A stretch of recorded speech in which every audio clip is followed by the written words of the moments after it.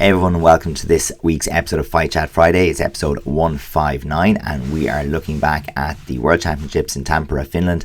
And in this case, we're jumping into the minus 57 kilo category, the lightweight senior males, and we're looking at one of the preliminary rounds, a quarter-final, and an absolute belter between Finn Martin from Ireland and Yassine Talhaoui from Spain. And, you know, these guys have been finalists before. You know, this has definitely been a match to decide the outcome of championships or in tournaments before. And these guys are meeting in the quarterfinals. So unfortunate, I suppose, for both of them, and in particular for the loser on this occasion, not to get a chance to progress into the medals in the World Championships. But what a belter of a fight, and some really good lessons for us, I think. Yeah, this is a belter, and I think that this one is going to be a real lesson in how to finish out fights and how to close them out, and the difference between the top level guys of how to really close out this fight. This was a cracker. The numbers are insane. When you see what we have stacked up for you here at the end, it will make sense. So I think we'll get right into it and we'll have a look what has in store for this fight. Let's go. All right, so right off the bat, we have Finn in blue and Yassine in red. So these guys are very familiar with each other, and right off the bat, we can see a lot of front leg action. And again, we have the turning kick coming in, which will be a feature in this fight. So at the beginning, Yassine is trying to come up with some solutions to deal with Finn's front leg, which is an absolute nightmare. Finn is really good at clashing with the front leg, but then also picking his battles of being direct with his front leg to the hip, which we'll see in the stats later on. But Yassine at the moment is doing a good job of clashing and just trying to keep Finn honest with his own front leg. We'll get into it a bit more in detail later of how they do that.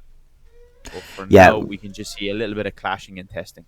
Yeah, but I think what's very important to understand, you know, in terms of dynamics of these fighters, Finn has that ability to clash and go higher. Yassine has it to a degree as well.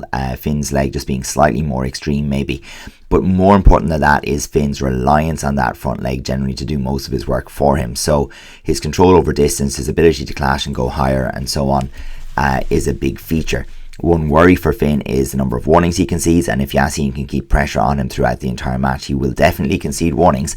Whereas Yassine has a little bit more variation available to him. He does tend to engage the hands and engage the back leg a little bit more frequently, and you know, does concede typically less warnings in a match than Finn does. Yeah, there was one of Finn's good at psychic attempts again, so he's very direct with that to the hip, which, like, because of the distance he already has, because of the threat he has with that front leg, he's able to get nice distance on his front leg. Now, here's one of the first big attempts we see from Yassine to try to get the hands. But here we see a big factor for Yassine to try to come up with a solution is the Daliochagi, the turning kick. Again, we see an attempt to get the hands, and he's quite successful. Yassine is winning the pressure battle for me in terms of collecting warnings for Finn and getting him on the back foot. Yeah, we're already at 6 at this stage. We always talk about that. If you're going to hands, you must be very, very diligent and outwork your opponent a lot, because one head kick and then there's 3 attempts that are needed for that. So we see nice little flow in this one here from Yassine. Here we see the turning kick as an option to clash for Yassine. So that's a little bit of a feature in this fight. So the turning kick is used to clash and disrupt Finn's leg for Yassine, and the other way around, Finn uses the hacks or the Gorochagi often to clash when Yassine lifts first. So a little bit of a battle there within the fight. Yeah, just pausing here at the halfway mark just to have a look at that scoreboard. So for all of Yassine's really productive and hard work, he's come into this with a 2-0 lead as we restart round 2. Where we have like a 3-point lead on 2 cards, a 1-point lead on 1 card, a 3-point lead on 1 card, and 2 cards sitting level. That third warning for Yassine, obviously, bringing the cards looking a little bit more neutral. So everything very, very much to play for as you go into round 2. Nobody at panic stations just yet. Yeah, so we see a little bit of up-tempo here from Finn. He's getting a bit more busy with that front leg, trying to dictate and boss the fight with his own front leg a little more by lifting first and being more aggressive with it. And he's actually getting a nice return from me at the start of this round, which gives Yassine more problems to deal with. So far, we've seen him coming to the hands and getting success. He tries it again.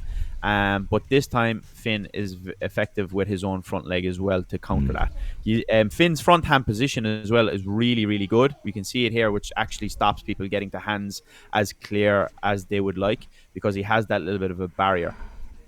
I think as well that the way the height of the chamber on the front leg sometimes on defense does create also the same kind of barrier, and the fact that very often he'll end up getting and recognizing that he's on top, and then very quickly shifts up into the hacks, or if the other person is the left legger, it'll be into the dolio, and that would say that ability to shift and go high, we see a little bit again there, is a massive threat for people to have to deal with and to respect. And you do see some similar plays from Yassine, but he will typically do it from a defensive posture. He'll take a little bit more of a lean, where Finn can do it without conceding the body position, which is a big threat.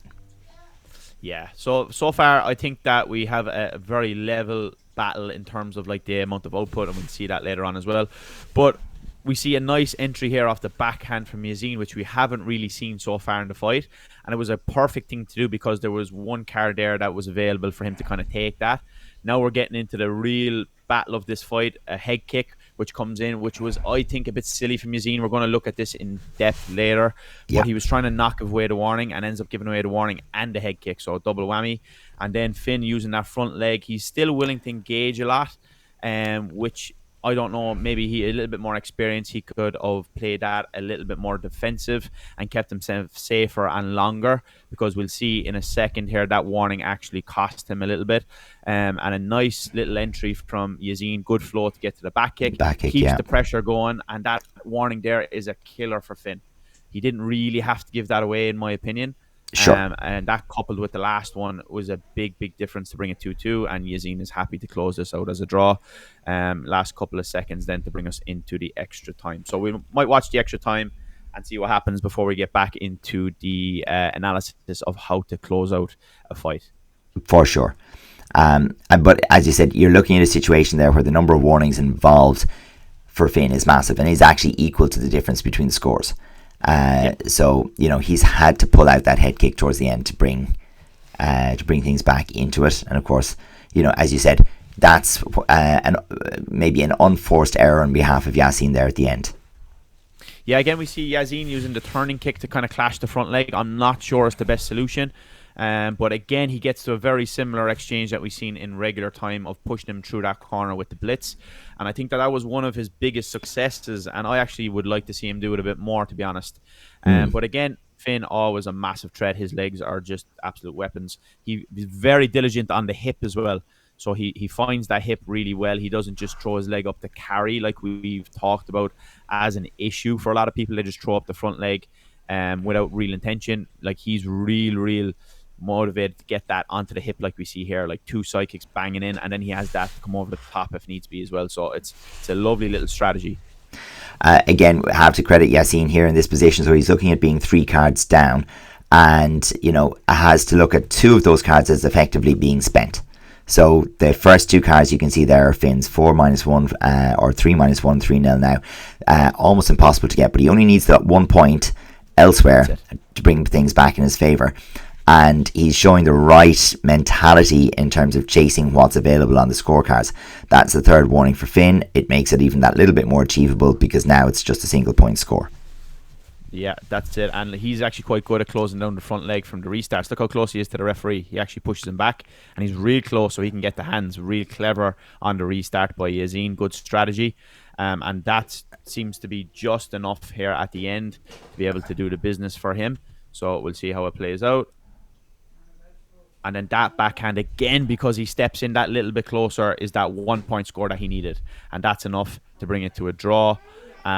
So that was really interesting how he was able to do that and manipulate the restarts. Here we go into extra time now.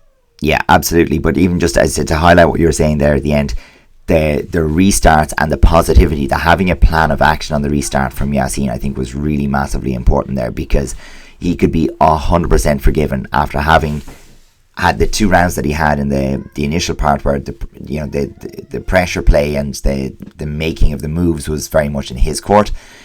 That he ended up in the extra round of a minute.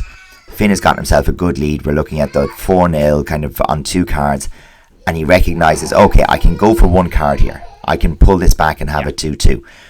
And even with a second left on the clock and it's 2-1-1, there's still that, what can I do about this engagement? What's important now?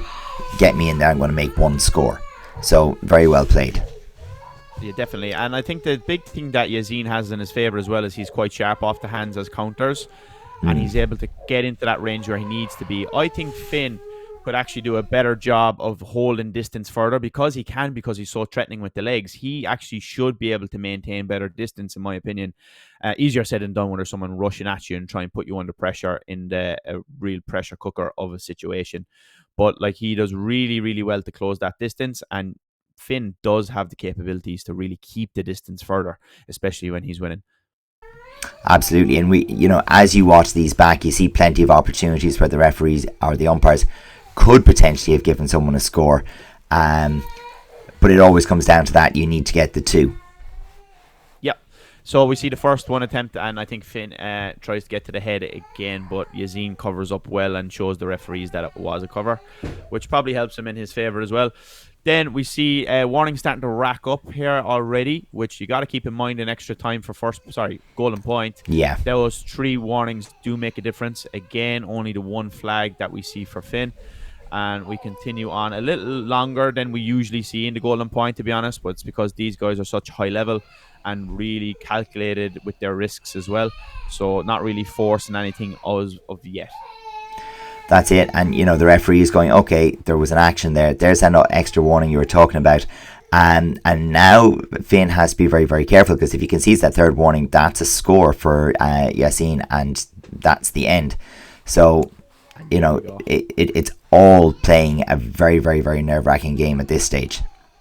Yeah, I think that actually pressures him into the situation of making that decision for Finn, because he knew that his back was up against the wall. He had to make a move. Yeah. Yassine probably was going to rush him there from that restart if he didn't get the opportunity. Finn was able to clash and actually get his own front hand, which we have to say by the run of play wasn't really too predictable, because he didn't do it too often the whole 5 minutes before this. So he was brave, he was courageous, he took it on the chin there and went for it, and it played out for him. So hats off to Finn. Great fight. Yeah, it was absolutely necessary. And, as you look at the whole run of the fight, I'm sure we'll get an interesting perspective on this from the numbers. Both guys are super active, but you would say like the variety was coming from Yassine in terms of the looking to find solutions, looking to change up the game and work a way around it, which says 2 things. It's like, it's far more exciting maybe to watch what Yassine is trying to do, but on the other hand, that means Finn is the problem. And Finn has to be solved. So there's always a kind of a flip side on these things. Yeah, well, the key to victory for Finn was to maintain that leg range and the distance he has with it, and not give away warnings. And then it's the opposite and flip reverse for Yassine. He's trying to mix it up, interrupt the flow for Finn and really get him on the back foot and cause some problems. But I think we'll have a look at the stats first, and then we'll get into a little bit of analysis on closing out. So right off the bat, here we have Yassine with the yellow markers and Finn with the green. We see a lot of high attempts, which backs up our claims that the Dalya the turning kick, is making a return. And we see that for Yassine, that was a kick that he tried to use a lot to clash and interrupt Finn's front leg. Definitely. The front leg parry was used a lot by Yassine, but more so to manipulate space and to try and not be squeezed to the corners and relieve some pressure from himself rather than a scoring shot. Whereas we see the side kick and the direct side kick, both attacking and defensive, a big weapon for Finn. And of course, he brings in the front leg carries to get those off as well. And the hacks is a big weapon of his also. Yeah, I find it quite interesting when you look at those little distinctions. You can see a little bit more effectiveness out of the hands and out of the blitz from Yassine. Very, very similar across things like the hacks, the Goro, the Dweet, the less thrown shots. But that big distinction between the direct attacking side kick or defensive side kick that's seeking a score, seeking contact, versus a carry to dictate space, position, etc., or to just neutralize your opponent's front leg, is it maybe something that we're starting to see trends on, and who prefers the side kick, who wants to carry with a more neutral chamber, and where we want to go from there. But let's see what we had. Sorry, not the extra time one. Let's go to this one. Yep. So here's the tail of the tape, essentially. So Yassine made 46 contacts from 86 attempts, which is massive, especially if you've been following the last couple of videos where we have recorded the numbers, which brings the accuracy up way higher as well. It's not in the 30s. Like we've seen in the last couple of analysis we've done, it's that 53 to 59%, which gives us a whopping action every 2.7 seconds for Yassine, and an action of every 2.58 seconds for Finn, which is ridiculous. Warning count quite high, obviously, for Finn. 6 for Yassine on the flip side, which also contributes to a little bit more restarts than the average of 20. The big one here is attempted shots from Finn, 93. That is really, really high. Yassine obviously is able to match that and produce a similar output, but for most other fighters, I don't think we've seen anything of the likes. I think as well, a big factor of this is they are the lighter weight, so they're a little bit faster, a little bit more active, which contributes to overall higher output. And then that gives us a tail of the tape at the very bottom. For every one shot that Yassine attempted, Finn attempted a little bit more of a 1.08. So not much, but he's getting that extra little bit of return in general. Yeah, but important for people to realise that this as well is not including the extra minute or the golden point. These stats are the initial 4 minutes, so like the stats we've done for all of the previous videos. So when we're looking at this, we're seeing nearly 180 attempted scores or actions, let's say, in 240 seconds. So if you want to just think about that, 240 seconds, 180 actions, that's what we're talking about between these two guys. So it's a very, very, very high rate of work. And then you look at it that of those actions, over half of them are making contact with the other person. There's a lot going on. There's an awful lot going on. So it's busy. Let's have a look, though, at that extra time. Obviously, the numbers are lower because it's only 2 minutes, 1 minute rather than 4. But we can see that the trends and the go-to shots are almost the same. But there's a big jump in the amount of hands, I think, from Yassine. Yeah, definitely. Surely has to be from his coach, and also him recognizing he was getting more success from the hands. Yeah. But I think it also shows that Finn stuck to his guns with what he knows best.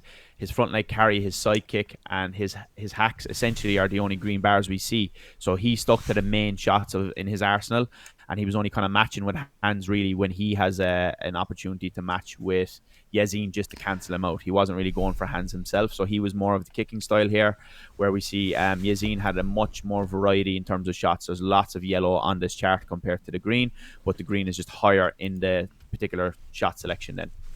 Absolutely. And we can look at the overall work rate again. So we're looking at 60 seconds and 60 attempts pretty much. Yeah, like again, very, very high. Warning count a little bit lower, which is good to see. I think the fouls were, I don't know really, it was almost like they were to cancel each other out. Yeah. Restarts 9, which is quite a lot for 1 minute. And again, interestingly, we have that 1.08 number at the very end. That's not a typo. It's actually the exact same figure, but on the flip. So this time, Yassine actually had the higher amount of shots attempted. He had a 29 versus 27, and they both got the contact 16 times. When we say get the contact, we don't mean like score. It's essentially putting your technique on the other person. So if you hit them or even hit a glove or whatever, you're making contact with the other person. It's not necessarily scores. So the accuracy title there is probably inaccurate, pardon the pun, but you see that it just gives a little bit of a figure of where the guys are at. Again, very, very high volume overall with one action every 2.07 seconds. Higher output, obviously, because it's only 1 minute, so they can kind of go for it a little bit more. But I do think as well, it's really worth noting that, restarts take time. So, even if the clock stops on some of the restarts, it doesn't stop on all of them. Restarts take time. So when we talk about those near 60 actions in 60 seconds, it's probably more like 50 or 45 seconds. So this is pretty intense all the way through. And as we look back at it, you can understand is that, Yassine had to push quite a bit. Especially coming into the last 10 or 15 seconds, as he was trying to make up that difference, being 3 flags down. So we can understand the intensity being higher. But for guys who are fighting in a quarterfinal who've had a very high intensity 4 minutes, you can easily understand if someone's conditioning, and particularly that front leg conditioning, wasn't up to speed, they're just going to be steamrollers. They're going to be outworked by one of these guys. So if you want to stand on the mat and be able to stand a chance, you do need to be able to either completely disrupt the pace that they want to put out there by taking the pace to a tempo that you're more comfortable with, or you've got to be able to go and match them. So it does ask big questions around your ability to match their intensity. Yeah, we haven't done these numbers and the stats behind a lot of fights for too long, but I'm going to put it out there, and I'm going to have a theory that it'll be very, very hard to beat this particular fight. It was one of the biggest we've seen in terms of output and volume. We had Timothy Boss and James in the final of the Euros this year. Was massive, and it didn't really come near this one. So this is a real interesting one. But I think the big lesson from here and this particular fight for a lot of people that they can actually take some practical information is how to close out a fight. And I think a big thing, Adrian, that you're on mute there. A big thing that we spoke about before as well is what cards are available. Sometimes you see the overall score of 2-1, 3-1, whatever, but sometimes these cards are not on the table realistically for you to go chase or for you to even defend. So you need to be very, very careful. So if we get into around the 40-second mark of the regular time fight, I think that we'll be able to just go through it and chat through it a little bit. So with the 40 seconds left, just as Adrian is loading it up, we did see that Yassine was in the lead, and his intention here was to maybe close out the fight. So in around here, so it'd be very interesting. He can't give away that extra warning, so he's on the 5th. So Finn is really pushing the pace here, and he doesn't want to give it away. So Finn actually gets his 9th warning with 30 seconds left here now, which should be enough for Yassine to close it out. Okay, but then 30 seconds come, and there's a lovely exchange coming up as well here. And we see that it actually forces Yassine to be aware of the exit because he doesn't want to give the warning, steps in, and then Finn actually gets a head kick, which is massive for him. Then the flip side, we see that here we have Finn now trying to defend his lead behind his leg, gets sucked in a little bit to a closer distance where he has to adjust and give away another warning, which 13 seconds you say, okay, should be okay, but because of the amount of output, 13 seconds for these guys is a lot. And then we see Yassine is only fighting for a draw essentially here because there's only a flag that's available. We'll have a look at that in a second and pause it for you to make sense. But Finn steps out, and that's massive for him because it gives him that 12th warning, which that grey card did -2 actually flips to Yassine, and that's enough for him. He's clever enough then to call time to know that that's not it, any availability for him there to get any more. So we might pause as we go through here just to give a bit more context into this. But we can see with this 13 seconds left after that exit from Finn, he really is only fighting for that draw, Yassine, where the -2 card in grey is his only realistic card he can fight back, but that's enough, luckily for him, to get it to a draw. He can't win this fight, essentially, but he has the experience to know that he's only fighting for a draw here. He's nothing to lose, really, on the other ones, essentially, because it's very unrealistic that he's going to give away a big score on the other ones because he's already losing them anyway. So it doesn't matter. He's nothing to lose. All he needs to do here is get the 12 warnings, and if he can get a 1 point as well, that's enough for him. And essentially because of his game plan, that's good enough too, because he's able to get into the hands and put pressure on. So it's perfect for him. But like, this is so easy for me and Adrian to sit down and talk about this here, like sitting down with the luxury of pause, replay, the whole lot. Like doing this with 30 seconds left, people screaming left, right and center is an absolutely very, very difficult thing to do, and you need to have the experience and also the know-how and the communication with your coach to be able to get that information across as quick and as efficient as possible. Yeah, because again, Yassine at this point in time has no idea what the scoreboard says. He still hasn't looked back around. The scoreboard is it's on camera side. So it's only in this moment that he looks back and he sees, okay, the scoreboard doesn't say what I needed to yet. And then he gets the signal. It's like, okay, it says what you needed to now. Okay. And then we can take that second. But, it does take, you could say something in terms of like the gamesmanship of it, but it takes a very, very good presence of mind to be able to relay that information, trust your coach, get the feel that everything is good. And, okay, we stop this match now, we take the draw. People are so tempted. It's like, oh, it's 2-2, we'll push. The scores under the 2-2 matter quite a bit. be careful. Yeah. You might actually end up losing it when it's not available to win. Yes. So that's a big lesson. You need to understand the flags that are available. Is there a 1 point score, a 2 point score, plus warnings that maybe you can get?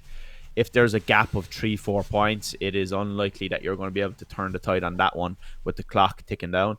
But when they're close, then it's important. So it also goes back to the idea of having the luxury of taking warnings towards the end of the fight. The idea is you don't want to be on your second last or last warning to a number of 3, essentially, towards the end of the fight. If you're just above that, ideally, if you're on 0, it's perfect because you're going to have 2 to take. But obviously, that goes in increments as well. If you're not losing too early, if you're on maybe your 4th, you have the luxury of the 5th. You don't want to give away the 6th. Essentially, that's what we're trying to do there and be able to manage those warnings. But we had 3 flips in this fight with 40 seconds left. So Yassine was leading, then Finn, and then back to pull it to a draw again. So 3 flips in that short time. It shows you how much can happen in the close battles of a very high level contest. So that is a skill that you guys need to be able to build and to get comfortable with, being able to read the board correctly in a very short time under pressure. That's what you need to be able to do to be a champion in ITF these days. Yeah, absolutely. Find a way to work that into your training. You know, we've been asked quite a bit, well, how do we do this when we don't have scoreboards either in training or sometimes in competition? And you have to improvise a little bit. You know, we have to bring in that visual recognition piece. So whether it's someone putting up the gloves in, you know, colored gloves or colored targets, whether it's using a smaller screen, you know, like an iPad or something, and having the scores visible on that, some element of visual recognition so that you get the whole cueing of that is really important, because it's very, very different to hear somebody just say, okay, now go. You know, you want to take in that visual, you want to know it for sure. So bring that into your training. Yeah, we have been posting some content as well on Facebook and our Instagram pages with some ideas and big topics and big strategies and tactics around the game of ITF Sparring, and then also relaying it in terms of the details of episodes you can go back, check out to give you a little bit of context, and also some training ideas of how you can build the particular skill or strategy we're talking about. So make sure you check that out as well. We had shared a lot of them this past weekend at our seminar in Sweden. So we'll share a couple of ideas there as well for you guys to have a little bit of context of how to bring into your training what we talk about every week on Fight Chat Friday. Sweet. Well, that's all we have for this week. We will come back with another fight from the same division this time next week. Really looking forward to covering that one in detail as well. But for now, best of luck. See you in the next one.